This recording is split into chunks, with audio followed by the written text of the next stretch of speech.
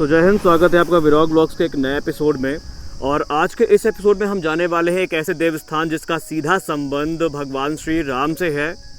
ये गोस्वामी तुलसीदास जी की जन्मस्थली भी आप इसको कह सकते हैं, क्योंकि यहीं पे उनका जन्म हुआ था।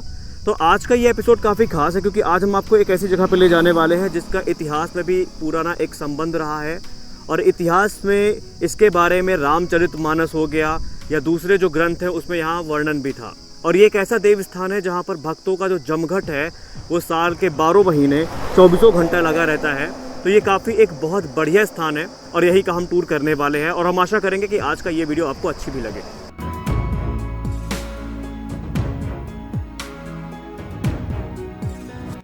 तो ये जो देव स्थान है ये बेसिकली कौशाम्बी और चित्रकूट जिला के बॉर्डर पे है। यहाँ पे अभी मैं आपको एक पुल दिखाऊंगा जिसको महेवा घाट पुल कहते हैं। जहाँ से वो पुल शुरू होता है वहाँ से कौशाम्बी का बॉर्डर ख़त्म होता है और चित्रकूट ज़िले का बॉर्डर शुरू होता है। तो आप इसे कौशाम्बी और चित्रकूट ज़िले के बीच में ही स्थित मान सकते हैं। और आज की इस वीडियो को हम 2 पार्ट में बनाएंगे, क्योंकि उम्मीद है कि आज का वीडियो बहुत बड़ा बन सकता है। तो अभी हम लोग आ चुके हैं यार, ये महेवा घाट है। एक्चुअली ये कौशाम्बी और चित्रकूट का बॉर्डर है और यहीं पे है ये यमुना नदी।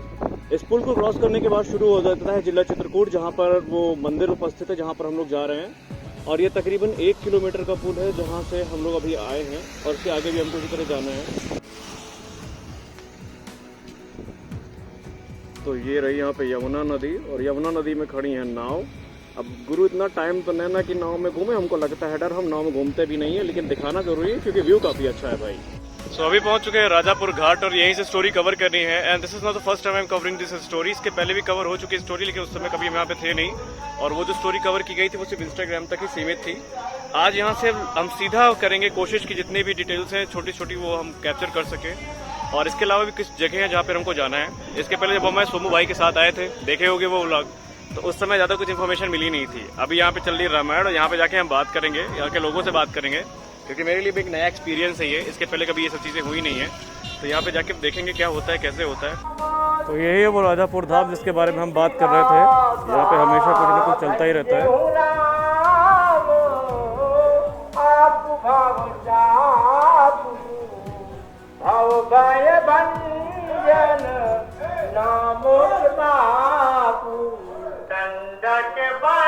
यहाँ साल के 12 महीना आपको रामचरितमानस का पाठ मिल जाएगा। और जब भी आप कभी आएंगे तो ये काफ़ी भव्य मंदिर है, ये छोटा मोटा मंदिर नहीं है। आज यहाँ पे संडे है, वरना मंगलवार और शनिवार को जहाँ तक हमको पता है आप यहाँ पे पैर रखने की जगह नहीं पाएंगे। जितना आप सन्नाटा इस मंदिर में अभी देख पा रहे हैं उसका 30% भी यहाँ पर नहीं होता है। तो पहले हम करेंगे दर्शन, उसके बाद आपको भी करवाएंगे दर्शन यहाँ के। देखेंगे मंदिर कैसा है बजरंगबली का।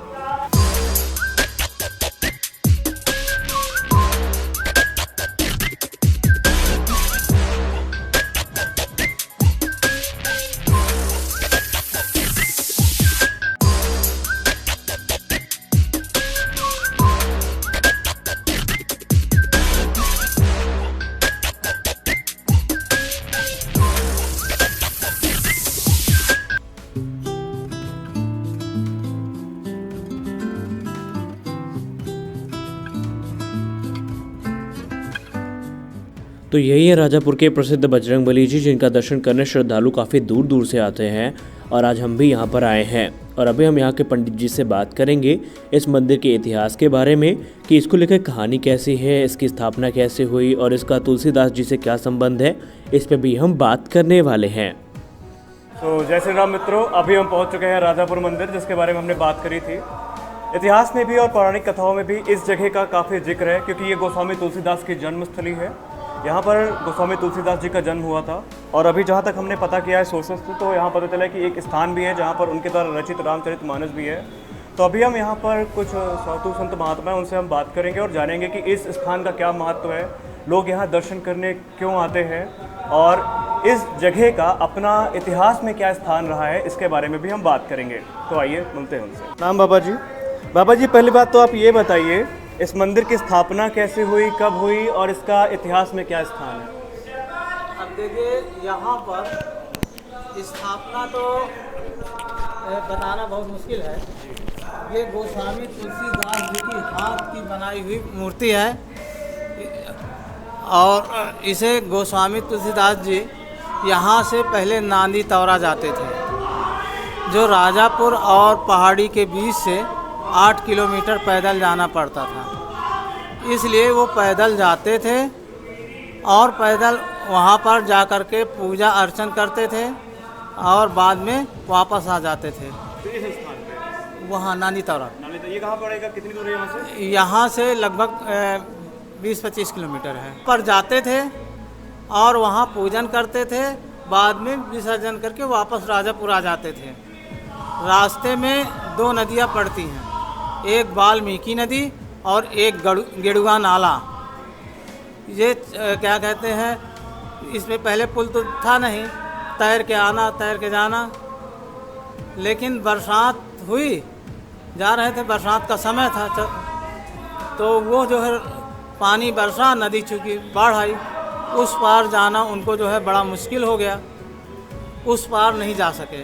देखा कि समय जो है बहुत हो गया और चूँकि मुझे वापस लौटना है, इसलिए उन्होंने 1 लोटा जल लिया।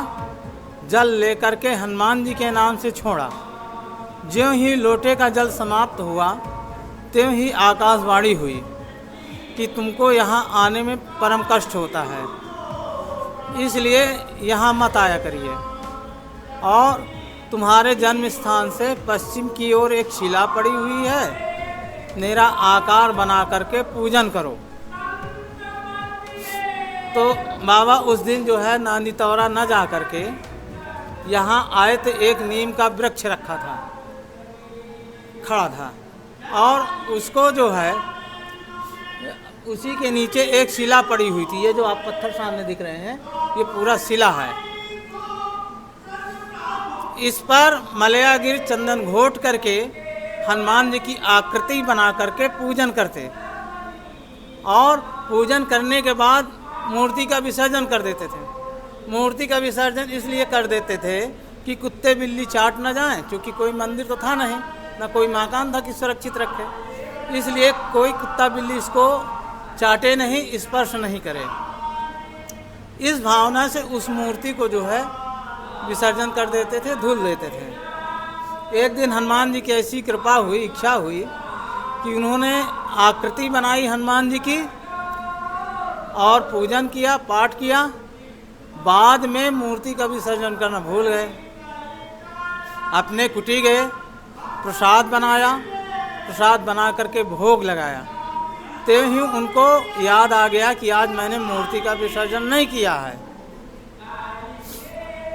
अगर कुत्ता बिल्ली अगर स्पर्श कर ले गया तो मुझे दोष लगेगा, इसलिए भोजन को थाली से ढक देते हैं और पुनः जो है यमुना स्नान करते हैं। वही यमुना जल लेकर के आते हैं तो देखते हैं कि पूरी मूर्ति बनी हुई है, आकृति बनी हुई है, किसी कुत्ते बिल्ली ने नहीं चाटा। और एक हाथ से जल डालते हैं और वो जो मलयागिर चंदन है उसको धुल रहे थे ताकि छूट जाए, मूर्ति की आकृति समाप्त हो जाए, फिर इसमें कोई दोष नहीं होगा। तो मलते हैं और मलते मलते रगड़ते रगड़ते जहाँ पत्थर प्लेन था वहीं पर एक हनुमान जी की आकृति प्रकट हो गई, क्योंकि कहा गया कि आप प्रकट भय विघ्न बनाए। तब उन्होंने हनुमान जी ने तुलसीदास जी को दर्शन दिया, तब उनके शरीर में काल पीड़ा उत्पन्न हुई। मतलब काल पीड़ा, इसका मतलब क्या होता है? इसका मतलब होता है कि ये होता है कि काल जो है उसका ये होता है कि जैसे उसके प्राण निकल जाएं, उसको कहते हैं काल। असहनीय पीड़ा होती है, हाँ, असहनीय दर्द। तब उनका जो है उन्होंने हनुमान बाहु की रचना किया। बाहु पीर, मुँह पीर, पेट पीर, जर जर सकल शरीर पीरमयी है।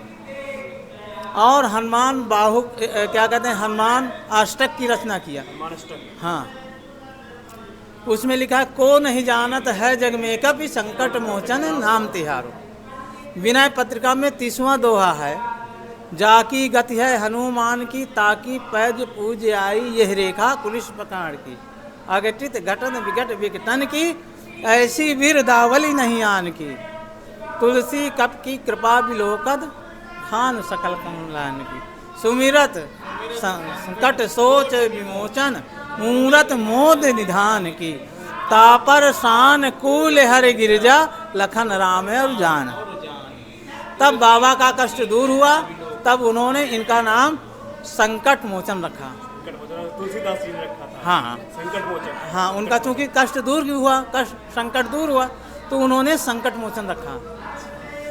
और यहाँ से फिर जो है बाबा ने कहा भाई मांग लीजिए, तो उन्होंने कहा कि मुझे धन पुत्र लक्ष्मी की तो आवश्यकता है नहीं, अगर आप देना ही चाहते हैं तो भगवान राम के दर्शन करा दीजिए। तब फिर यहाँ से उन्होंने आदेश दिया कि हर जगह भगवान राम के दर्शन नहीं होते हैं, इसलिए बाबा चित्रकूट जाइए। तो चित्रकूट में भगवान के 3 बार दर्शन हुए। 3 बार। पहली बार जो है मृगा के पीछे दौड़ते हुए,